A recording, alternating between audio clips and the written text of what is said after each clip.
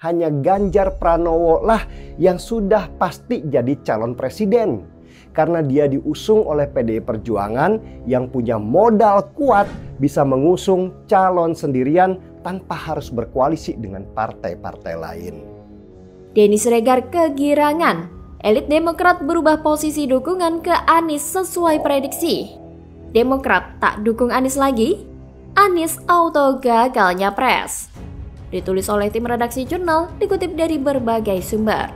Bang Kamhar, Ketua Bapilu Partai Demokrat Andi Arief mengatakan bahwa partai Anda akan mempertimbangkan mengevaluasi dukungan ke Anies Baswedan jika tak kunjung deklarasi cawapres di bulan Juni. Apakah ini sikap ancaman ke Anies? Halo, kembali berjumpa dengan suara Fani Bakri di channel Jurnal 45. Pegiat media sosial Denny Siregar merasa girang elit Partai Demokrat berubah posisi dukungan ke bakal capres Koalisi Perubahan untuk Persatuan Anies Baswedan sesuai prediksi. Melalui akun Twitter pribadinya, Denny Siregar juga mengunggah berita dari CNN Indonesia berjudul Demokrat evaluasi dukungan ke Anies jika tak deklarasi cawapres Juni. Sebelumnya, Dewan Pimpinan Pusat Partai Demokrat Andi Arief mempertimbangkan untuk mengevaluasi dukungan kepada Anies jika bulan Juni 2023 pengumuman cawapres tidak dilakukan. Kemudian, berdasarkan hasil sejumlah survei, elektabilitas Anies semakin menurun. Seperti dalam survei terbaru indikator di mana mantan Gubernur DKI Jakarta itu memperoleh suara 18,9%.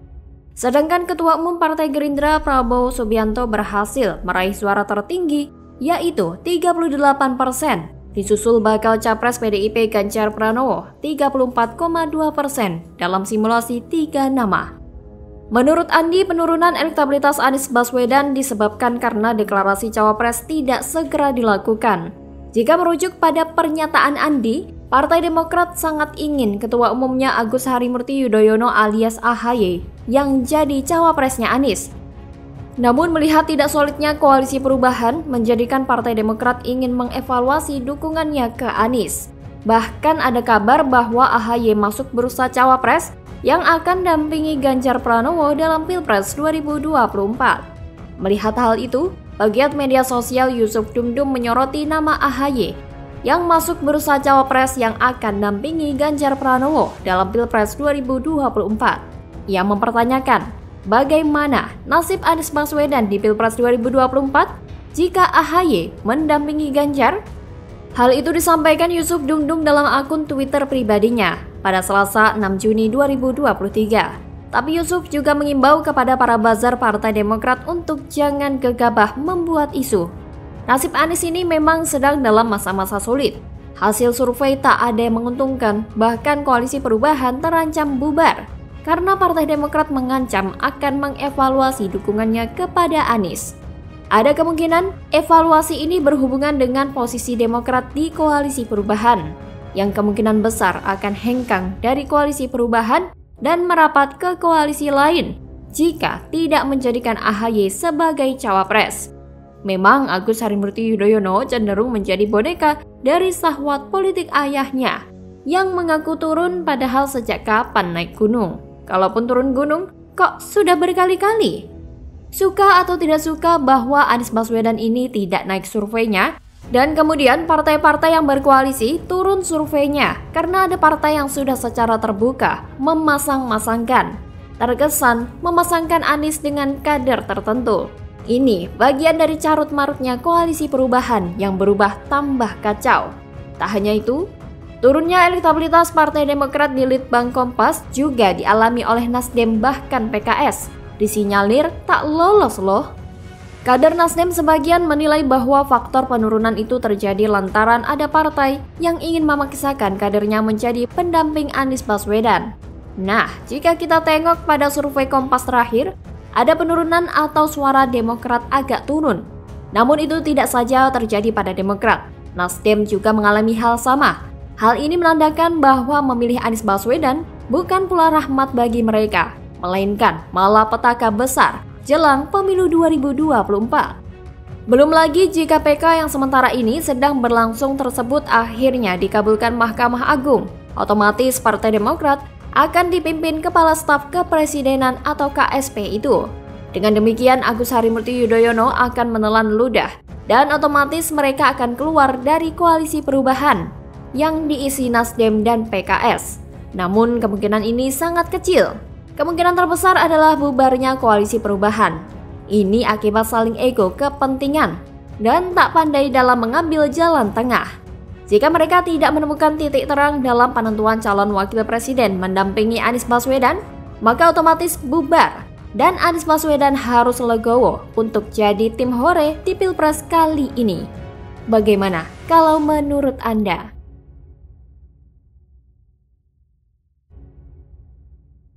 Itu jadi beban atau kasih Gibran aja kan. Ngapain pilih Anies kalau dia separuh-separuh?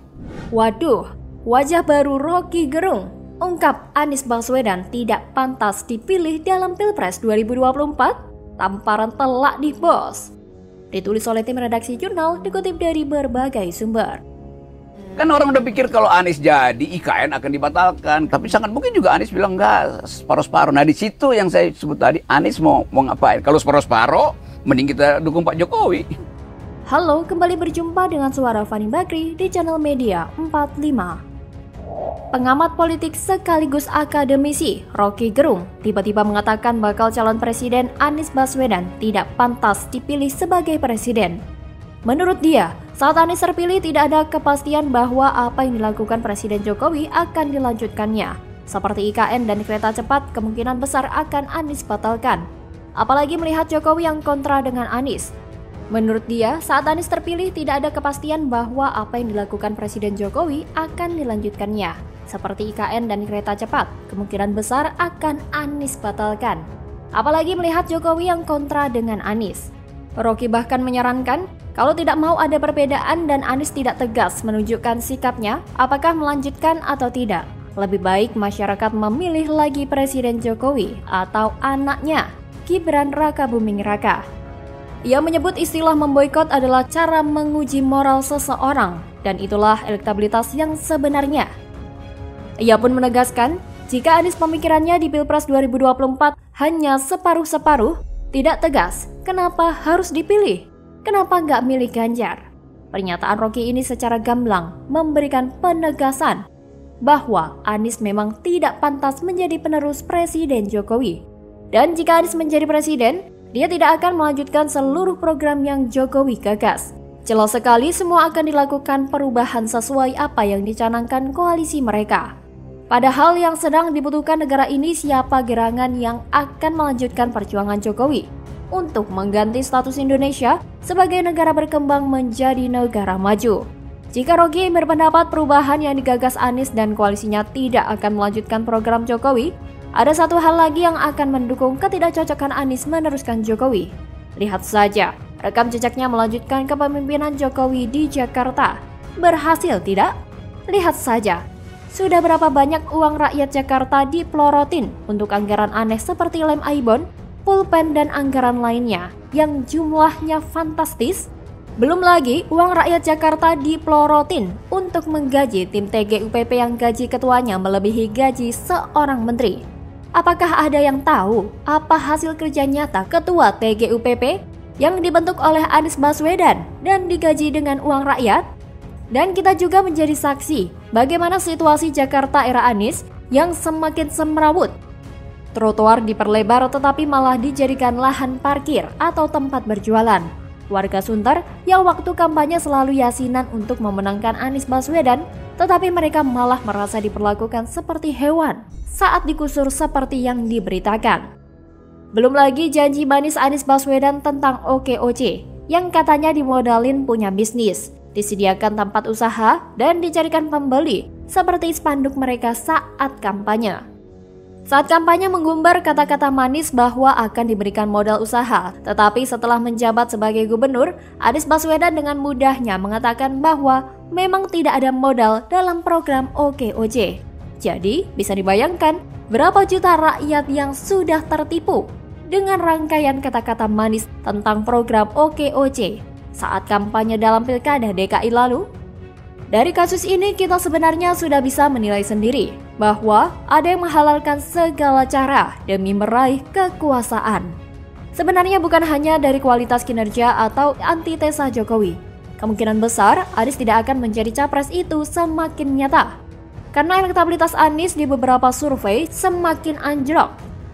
Bahkan di survei terbaru dari lembaga survei, raihan suaranya mayoritas masuk pada Ganjar Pranowo dan Prabowo Subianto. Sedangkan Anies kalah telak. So, dapat dipastikan, Indonesia bukan hanya akan bernasib sama dengan Jakarta 5 tahun terakhir ini jika Anies yang jadi presiden, tapi juga akan gagal sebagai capres. Bagaimana kalau menurut Anda?